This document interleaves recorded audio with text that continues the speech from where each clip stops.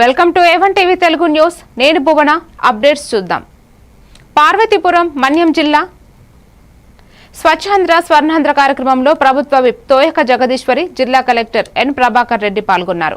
జగదీశ్వరి మాట్లాడుతూ గాంధీ కలలు కన్నా గ్రామ స్వరాజ్యాన్ని తీసుకురావాలని, అంటే గ్రామాలు అభివృద్ధి చెందాలని ఆమె అన్నారు.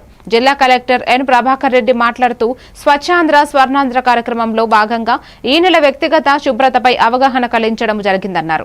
స్కూల్లో చదువుకున్న పిల్లలకు బయట తిరగని పిల్లలకు చాలా తేడా ఉంటుందని ఆయన తెలిపారు.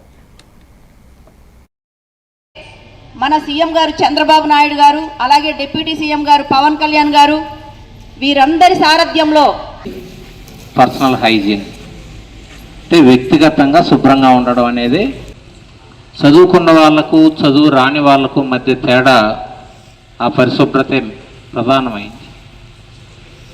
మొహం చూసి చెప్పచ్చు వీళ్ళు చదువుకున్న వాళ్ళ అనేటువంటిది.